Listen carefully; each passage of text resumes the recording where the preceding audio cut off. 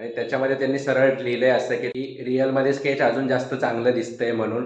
रिअलमध्ये स्केच आणि कुठलंही आर्टवर्क जे रिअलमध्ये दिसतं ना त्याच्यापेक्षा तेवढा फोटो किंवा ह्याच्यामध्ये ऍक्च्युअली दिसत नाहीत. सो हे ह्याच्यामध्ये तुम्हाला दिसत असेल त्याच्यापेक्षा कितीतरी पटीने चांगलं होणार आहे स्केच, किंवा आहेच ऍक्च्युअली स्केच ते. जय शिवराय मित्रांनो, स्वागत आहे तुमचं नवीन एका व्हिडिओमध्ये. तर जसं तुम्हाला माहिती आहे की आपण ऑक्टोबरमध्ये नवीन बॅचेस सुरू करतोय. तर वीकडेजमध्ये काय काय स्टुडंट्स येणार आहेत, वीकेंडचे तर जास्त स्टुडंट असतील, पण वीकडेजमध्ये एक दोन स्टुडंट दर दिवशी कोण ना कोणतरी येत असतं. आणि जसं तुम्हाला माहिती आहे की मी एका टाइमला जास्त बॅचेस घेत नाही. सो आज पण 2-3 स्टुडंट आपले येणार. एक तर पहिले जुनी स्टुडंट आहे आपली, आणि एक नवीन स्टुडंट आज ॲडमिशन घेणार आहे, त्यांचा फर्स्ट डे असणार आहे आज. सो आता थोड्या वेळानंतर 1 वाजेपर्यंत ते येतील मोस्टली क्लासला. तोपर्यंत बाकीची मी कामं उरकून घेतो. एक स्केच फिनिश केले जे तुम्हाला काल दाखवलं होतं ना, बेबीचं स्केच. बेबी नाही, लहान पोराचं म्हणू शकता आपण त्याला, 7-8 वर्षाचं मोस्टली पोरगा असेल ते.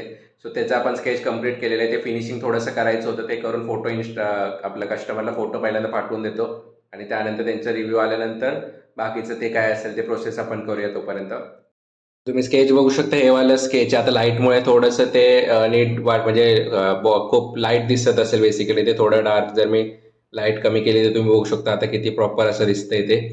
जसं तुम्हाला माहिती आहे की फोटो किंवा व्हिडिओमध्ये स्केच इतकं जास्त प्रॉपर दिसत नाही, म्हणजे जितकं रिअलिस्टिक असलं ना तेवढं दिसत नाही. आणि हेच प्रूफ मी इंस्टाग्रामवरती टाकला होता काल, मला वाटतं काल का आजच मी इंस्टाग्रामवरती टाकले. एका कस्टमरची रिव्ह्यू ऍक्च्युअली त्याच्यामध्ये टाकली आहे, आणि त्याच्यामध्ये त्यांनी सरळ लिहिलंय असं की रिअलमध्ये स्केच अजून जास्त चांगलं दिसतंय म्हणून. रिअलमध्ये स्केच आणि कुठलंही आर्टवर्क जे रिअलमध्ये दिसतं ना त्याच्यापेक्षा तेवढा फोटो किंवा ह्याच्यामध्ये ऍक्च्युअली दिसत नाहीत. सो हे ह्याच्यामध्ये तुम्हाला दिसत असेल त्याच्यापेक्षा कितीतरी पटीने चांगलं होणार आहे स्केच, किंवा आहेच ऍक्च्युअली स्केच ते. आणि ही गोष्ट तुम्ही ऑर्डर केल्यानंतर तुम्ही स्वतःहून पण तुमचं स्केच बघितल्यानंतर तुम्हाला ही गोष्ट समजेल तसं पण. सो आता चला फोटो मी पहिल्यांदा कस्टमरला पाठवतो. A few moments later. मित्रांनो, फोटो वगैरे पाठवून झालेला आहे, त्यांनी अजून बघितला नाही. बघितल्यानंतर काय समजा चेंजेस हवे असतील तर आपण करूया, नसेल हवं त्यांना आवडलं स्केच तर मग फ्रेम वगैरे जे काय असेल प्रोसेस, तर माहिती नाही फ्रेम करायचं की नाही, ते बोलले नंतर सांगतो म्हणून. त्यांनी स्केच बघितल्यानंतर ते सांगतील, त्यांना फ्रेम हवी असेल तर करतील, नाही तर मग विदाउट फ्रेम आपण त्यांना देऊन टाकूया. सो आता जवळपास झालं 1 वाजत आलाय, स्टुडंट येतीलच मोस्टली. सो त्यांचा आता क्लास घेऊया, त्यानंतर डायरेक्ट संध्याकाळी ब्लॉग कंटिन्यू करूया. 2 hours later. मित्रांनो, फायनली स्टुडंट आपले गेलेले आहेत, आणि 2 स्टुडंट आले होते. एक तर जुनी स्टुडंट होती आपली, तुम्ही बघितलंच, आणि एक नवीन स्टुडंट आले होते. आज वीकडेज असल्यामुळे बाकीचे नवीन अजून स्टुडंट आले नाही आहेत, आणि बऱ्याच जणांचं सॅटर्डे संडेलाच त्यांचं बॅच आहे, त्यामुळे ते सॅटर्डे संडेलाच मोस्टली येणार आहेत. की आपला जो कोर्स असतो स्टुडंट्सचा, तो 2 महिन्याचा आपण कोर्स ठेवतो. वीकमध्ये 2 दिवस किंवा सॅटर्डे संडेचे वीकेंडचे एक बॅच असते. त्यात ऑलमोस्ट 2 महिन्यात प्रॉपर असं शिकून होतंच. बाकी तुम्हाला मी स्टुडंटचं जे मगाशी एक व्हिडिओ काढला होता, स्टुडंटने तिची फाईल आणली होती, एक जी जुनी स्टुडंट आहे ना आपली, तिने तिची फाईल आणली होती. तर ती फाईलची व्हिडिओ मी काढून ठेवलेली, ती तुम्हाला आता बघायला मिळेल. त्याच्यामध्ये तुम्ही बघू शकता तिने काय काय प्रॉपर असे स्केच केलेले आहेत, काय काय थोडेसे फिनिशिंग राहिली असेल, पण काय काय एकदम असे भारीवाले स्केच आहे. तुम्ही कुणाकोणाचं स्केच काढले ते पण तुम्ही ओळखू शकता. युट्यूबरचं पण तिने काढलेले, बऱ्याच लोकांचं तुम्ही ओळखू शकता ॲक्च्युली त्यांना, आणि त्यावरून तुम्ही बघू शकता की आपले स्टुडंट पण चांगलं स्केच करतायत ॲक्च्युली. आणि असेच आता जे नवीन स्टुडंट येणार आहेत त्यांना पण असंच आपण ट्रेन करणार आहे, ते पण प्रॉपर स्केच करतीलच ॲक्च्युली ते. बाकी तुम्हाला पण किंवा तुमच्या फ्रेंड्सना किंवा तुमच्या मुलांना कोणाला जे स्केचचे क्लास लावायचे असतील, ऑनलाईन ऑफलाईन दोन्ही पण आपण घेतो. जर तुम्हाला हवं असेल तर तुम्ही मला डायरेक्ट इंस्टाग्रामवरती मेसेज करू शकता. स्क्रीनवरती इंस्टाग्राम आयडी दिसत असेल तुम्हाला, पटापट जाऊन मला इंस्टाग्रामवरती मेसेज करा. जर तुम्हाला ऑर्डर पण द्यायची असेल तर करू शकता, किंवा क्लास लावायचे असतील तरी पण तुम्ही मला मेसेज करून विचारू शकता बाकीचे डिटेल्स. 1 hour later. तर मित्रांनो, आपण हे जे स्केच रेडी केलं होतं ते मी कस्टमरला त्याचा फोटो वगैरे मागाशी पाठवला, आणि त्यांचा रिप्लाय आलेला. त्यांना स्केच खूप जास्त आवडले, आणि त्यांचं हे जे त्यांचा मुलगा आहे त्यांना पण त्यांनी दाखवलं, त्याला पण खूप जास्त स्केच आवडले. तर हे आपल्याला ॲक्च्युली विदाउट फ्रेम पॅक करायचं आहे, आणि ते कुरिअरने पाठवायचं आहे ॲक्च्युली. ते मला वाटतं रायगड का कुठं राहतात, तर तिकडे आपल्याला पाठवायचं. सो आता मी हे स्प्रे करून घेतो, त्यानंतर आपण पॅक करून रेडी करूया त्याला. आता स्केचवरती आपण हा स्प्रे यूज करणार आहे. हे काय यूज करतो, का नाही यूज करत ते तुम्हाला माहिती असेल, नसेल माहिती तर तुम्हाला एकदा सांगू देतो. ह्याच्यामुळे ज्या स्केच आहे त्याची लाईफ खूप जास्त वाढते, म्हणजे लिटरली 50 ते 100 वर्ष त्या स्केचला काही होणार नाही. म्हणजे लिटरली तुम्ही त्या स्केच आहे ना, ते पेन्सिलने आपण काढले ना, ते इरेजरने तर रफ पण होणार नाही, इतकं प्रॉपर फिक्स होऊन जातं बेसिकली ते. म्हणजे एकदम असं निघणारच नाही ते स्केच जे आपण शेडिंग करतो ना, बिलकुल निघणार नाही. त्याच्यासाठी हे स्प्रे यूज करतात. आणि हे सगळ्या पेंटिंग्समध्ये म्हणा, त्याच्यात पण तुम्ही बघितलं असेल स्प्रे किंवा ते लिक्विड असतं ते यूज करतात. तर वेगवेगळ्या मीडियममध्ये वेगवेगळं मटेरियल येतं. ते बेसिकली आर्टची किंवा पेंटिंगची लाईफ वाढवण्यासाठी बेसिकली असतं, ते आपण यूज करतो. आणि जवळपास 500 रुपयाची फक्त एक बॉटल आहे मित्रांनो, एवढी छोटी बॉटल, म्हणजे कॅमलिन ब्रँडची बॉटल आहे. 500 रुपयाची फक्त बॉटल येते लिटरली.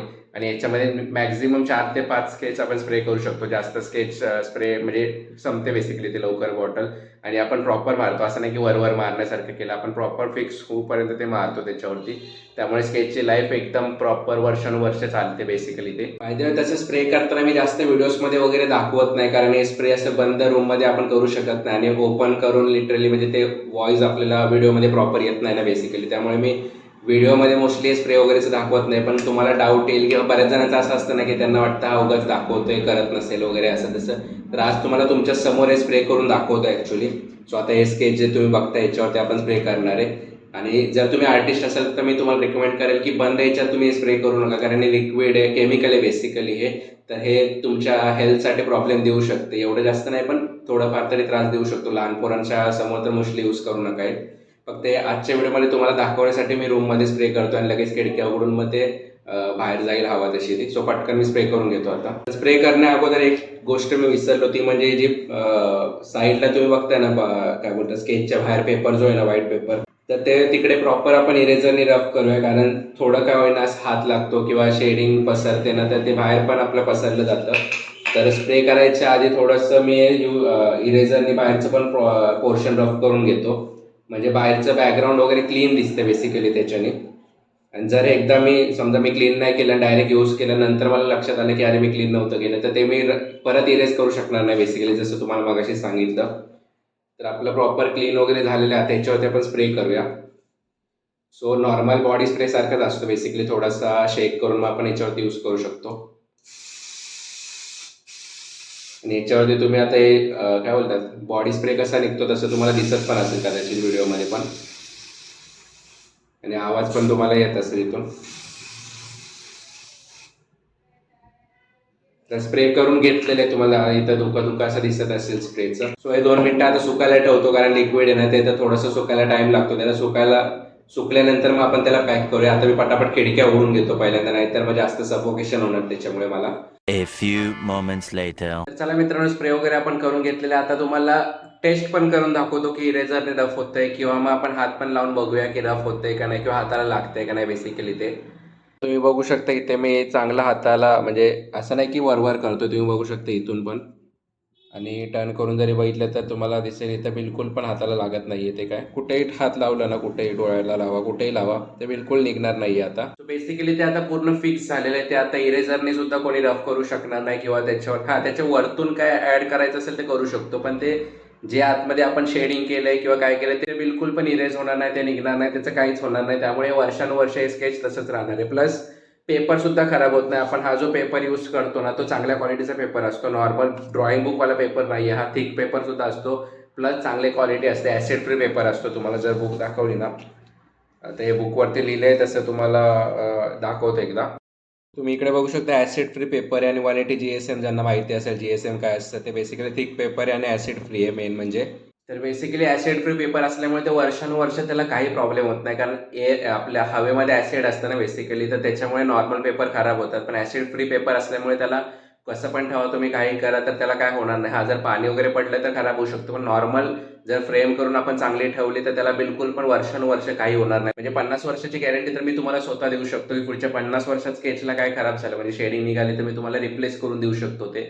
एवढं मी स्वतः तुम्हाला गॅरंटी देऊ शकतो याची, कारण आपल्याला माहिती आहे आपण किती प्रॉपर ते काम केलंय ते. एनिवेज आता पटापट मी ते पॅक करून घेतो अगोदर, आणि त्यानंतर मग मोस्टली आजचा व्हिडिओ आपण एंड करूया. A few moments later. चला मित्रांनो, आपलं स्केच पॅक झालेलं आहे, आणि विदाउट फ्रेम स्केच असल्यामुळे जास्त जाड नाही. आपण दोन्ही साईडला फक्त पुट्टा लावलाय, आणि पुट्टा जरी लावला असेल तरी तुम्ही बघितलं तर एकदम कडक आहे, म्हणजे फोल्ड बिलकुल होणार नाही स्केच ह्याला. आणि ॲड्रेस आपण मागच्या साईडला लिहिलाय, तुम्हाला दाखवू शकत नाही व्हिडिओमध्ये ॲड्रेस, कारण तुम्हाला तर माहिती आहे आपण ॲड्रेस किंवा स्केच पण जर परमिशन असेल तर कुठे व्हिडिओमध्ये किंवा इन्स्टावरती पण कुठे टाकत नाही, कारण प्रायव्हसी एक गोष्ट असते त्यांची. आणि ॲड्रेस तर मोस्टली मी कुठेच दाखवत नाही, कारण नंबर वगैरे पण त्याच्यावरती असतो ना कस्टमरचा. सो मी चुकूनही ॲड्रेस व्हिडिओ किंवा फोटोमध्ये कधीच दाखवत नाही. सो चला, हे स्केच तर मी उद्या सकाळी जाऊन इंडिया पोस्टला जाऊन कुरिअर करणार आहे. 2-3 दिवसात मोस्टली त्यांच्यापर्यंत पोहोचेल. ते लोकेशन पण तुम्हाला सांगतो. अलिबाग डिस्ट्रिक्ट आहे, अलिबागमध्ये बेसिकली ते पाठवायचं आहे. तिथे कुठेतरी गाव आहे त्याच्या आतमध्ये, तिथे त्यांना पाठवायचं आहे. सो हे उद्या केलं की मला वाटतं मोस्टली 3-4 दिवसात, आता मला वाटतं सुट्टी उद्या कदाचित सुट्टी असेल, आय डोंट नो. नवरात्रीचा पहिला दिवस आहे त्यामुळे बघायला लागेल मला सुट्टी आहे का नाही. जर उद्या सुट्टी असेल तर परवा जायला लागेल. मग 2-4 दिवसात मोस्टली पोचेल. आज काय तसं वेनसडे ना थर्सडे फ्रायडे म्हणजे मंडे ट्यूजडेपर्यंत मोस्टली त्यांच्यापर्यंत पोहोचून जाईल ते स्पीड पोस्ट केल्यामुळे. बाकी मित्रांनो आजचा दिवस आपण इथंच एंड करतोय. जवळपास 9:15 झालेत आता रात्रीचे आणि दुसरं काय आता काम मोस्टली होणार नाहीये तसं. चला मित्रांनो हा ब्लॉग आपण इथंच एंड करूया. तुम्हाला ब्लॉग आवडला असेल तर लाईक नक्कीच करा. चॅनलवरती नवीन असेल तर सबस्क्राईब करून घ्या. चला भेटू उद्याच्या ब्लॉगमध्ये. तोपर्यंत स्वतःची काळजी घ्या. Bye bye.